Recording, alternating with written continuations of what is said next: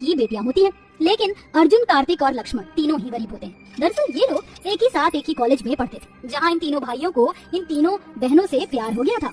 आज हमारी पहली रसोई है, चलो अपनी पहली रसोई की तैयारी करते हैं। सौंदर्य, मिष्टी और पंक्ति जैसे ही चूल्हे के पास जाकर खाने के डब्बे देखती हैं, तो सारा का सारा राशन खत्म हुआ होता है और सारे डब्बे खाली होते हैं, जिसे देखकर ये क्या, घर में तो राशन ही नहीं है और बिना राशन के हम लोग अपनी पहली रसोई का खाना कैसे बनाएंगे? अरे तो इसमें घबराने वाली कौन सी बात है, तुम भूल गई कि हमारे पास क्या है। पंक्ति के इतना बोलते ही सौंदर्य, मिष्टी और पंक्ति तीनों ही जादू करती हैं और उनके हाथों से सुनहरी चमकदार रोशनी निकलती है, जिसके चलते सारे रखे हुए राशन के खाली डब्बे राशन से भर जाते हैं। चलो अब राशन तो भर गया, अब जल्दी से अपनी पहली रसोई का खाना बनाते हैं। इतना बोलकर तीनों बहुएं जल्दी जल्दी बहुत सारा खाना बनाती हैं और ले जाकर सबको परोसती हैं। इतना स्वादिष्ट भोजन देखकर कलावती और उसके तीनों बेटे हैरान हो जाते हैं। बहू, घर में तो राशन कब का खत्म हो गया था, तो तुम तीनों ने ये खाना कैसे बनाया, वो भी इतना सारा? और हमने तो तुम्हें पैसे भी नहीं दिए थे, तो ये सब कैसे? जब हम सुबह चूल्हे के पास गए तो सारा राशन खत्म हो गया था, इसलिए हमने बाहर से राशन मंगवा लिया था। हमारे पास पैसे थे। लेकिन बहू, तुमने राशन क्यों मंगवाया? ये सब अच्छा थोड़ी ना लगता है। माँ जी, आपने ही तो कहा था कि हम इस घर की बहू नहीं बल्कि बेटियां हैं। अब बेटियां अपने परिवार के लिए नहीं करेंगी तो किसके लिए करेंगी? इतना बोलकर सौंदर्य बात को संभाल लेती है और ऐसे ही समय गुजरता रहता है।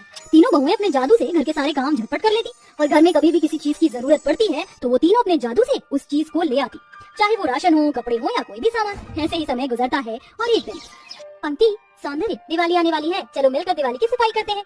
माँ जी मंदिर गई हैं, उनके आने से पहले ही हम सारी सफाई कर देते हैं। माँ जी ये सब देखकर बहुत खुश हो जाएंगी। हमें सफाई करने की क्या जरूरत है, हमारा जादू है ना, हम अपने जादू से उसके बाद दिवाली का सामान भी ले आएंगे। इस बार माँ जी और हमारे पति खुशियों भरी दिवाली मनाएंगे। इतना बोलकर तीनों बहुएं अपने जादू से घर की सफाई करने लगती हैं, लेकिन तभी अचानक उनकी सास कलावती आ जाती है। कलावती जैसे ही अपने घर के दरवाजे आती है तो देखती है कि झाड़ू अपने आप सफाई कर रही है और पोछा अपने आप पोछा लगा रहा है और उसकी तीनों बहुएं जादू करके घर में दिवाली का सारा सामान ला रही हैं। ये सब देखकर कलावती बहुत डर जाती है और चिल्लाते हुए कहती है, हे भगवान, कौन हो तुम तीनों? तुम तीनों कोई जादूगरनी हो ना, या कोई चुड़ैल डायन? कौन हो तुम तीनों? आप गलत समझ रही हैं माँ जी, हम कोई चुड़ैल डायन या जादूगरनी नहीं है, हम तो इंसान हैं। तुम तीनों कोई इंसान नहीं हो सकती, इंसान जादू कैसे कर सकता है? सच सच बताओ, कौन हो तुम तीनों, या मैं तांत्रिक बाबा को बुलाऊं? आपको ये सब करने की कोई जरूरत नहीं है, हम तीनों आपको सारी सच्चाई बताते हैं। मिष्टी, पंक्ति, अब माँ जी को सारी सच्चाई बताने का समय आ गया है। इतना बोलकर सौंदर्य, मिष्टी और पंक्ति अपने साथ कलावती को इन सभी के पीछे की कहानी बताने लगती हैं। प्लीज जल्दी से गाड़ी चलाइए, मुझसे बर्दाश्त नहीं हो रहा है। बस थोड़ी देर और अंजना, हम सब अस्पताल पहुंचने ही वाले हैं, बस थोड़ी देर और। अंजना गर्भवती होती है और उसे लेबर पेन शुरू हो जाता है, जिसके चलते गिरधर अंजना को जल्दी से अस्पताल लेकर जा रहा होता है। लेकिन जल्दबाजी में गाड़ी चलाने की वजह से गिरधर एक बूढ़ी अम्मा को गाड़ी से ठोकर मार देता है। हे भगवान, ये क्या हो गया, अब मैं क्या करूं? जल्दी से उनकी मदद करिए। अंजना के इतना बोलते ही गिरधर जल्दी से गाड़ी से उतरता है और उस बूढ़ी अम्मा को गाड़ी में बिठाकर अस्पताल ले जाता है, जहाँ एक तरफ वो बूढ़ी अम्मा का डॉक्टर ट्रीटमेंट कर रहे होते हैं, वहीं दूसरी तरफ अंजना की डिलीवरी हो रही होती है। अंजना थोड़ी देर में अपनी तीनों बेटियों को जन्म देती है, वहीं वो बूढ़ी अम्मा भी अब ठीक हो जाती है। अंजना देखो, हमारी तीनों बेटियां, ये तीनों तो तुम पर गई हैं। इनकी नाक, इनके होंठ, इनकी आंख बिल्कुल तुम्हारी जैसी है। मैं अपनी तीनों बेटियों को बिल्कुल राजकुमारी की तरह पालूंगा, इन्हें कभी किसी भी चीज की कमी नहीं होने दूंगा। भगवान ने हमें एक नहीं, दो नहीं, बल्कि तीन तीन लक्ष्मी दी है। आज भगवान ने मेरी झोली खुशियों से भर दी। सुनिए जी, उन बूढ़ी अम्मा का क्या हुआ जिनका हमारी गाड़ी के साथ एक्सीडेंट हो गया था? क्या आप वो ठीक है? ये तो मैं डॉक्टर से पूछना ही भूल गया, तुम आराम करो, मैं डॉक्टर से उनके बारे में पूछ कर आता हूँ। इतना बोलकर गिरधर जैसे ही जाने के लिए पीछे मुड़ता है तो देखता है कि वो बूढ़ी अम्मा गिरधर के पीछे ही खड़ी है। अरे अम्मा, आप तो बिल्कुल ठीक है, आपको तो काफी सारी चोट लगी थी। हाँ मैं ठीक हूँ, अगर तुम मुझे हॉस्पिटल नहीं लेकर आते तो भी मैं ठीक ही रहती, मुझे कुछ नहीं होता। लेकिन कैसे अम्मा?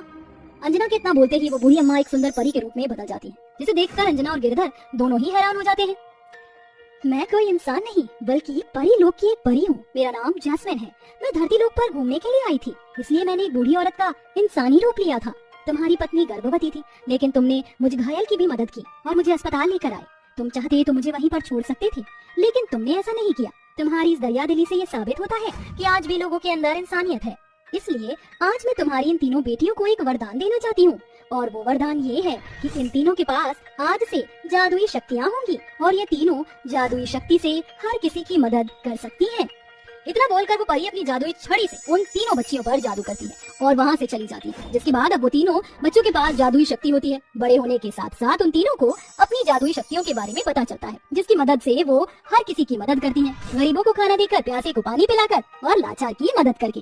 सौंदर्य, मिष्टी और पंक्ति ये सारी बात अपनी सास को बता देती है, जिसे सुनकर, तुम तीनों तो सच में लक्ष्मी हो, मैंने तुम तीनों को गलत समझा, मुझे माफ कर देना। माँ जी, आप हमसे माफी मत मांगिए, आप तो हमारी माँ हैं और एक माँ अपनी बेटियों से कभी माफी नहीं मांगती है। इतना कहकर तीनों बहुएं अपनी सास के गले लग जाती हैं, जिसके बाद तीनों बहुएं अब दोबारा से जादू करती हैं और देखते ही देखते उनका छोटा सा घर एक बड़े से महल जैसे घर के रूप में बदल जाता है और वो तीनों अब अपने जादू से अपने पतियों का नया बिजनेस भी खुलवा देती हैं, जिसके बाद अब तीनों बहुएं अपने परिवार के साथ खुशी खुशी रहती हैं और आज भी वो हर जरूरतमंद इंसान की मदद करती हैं।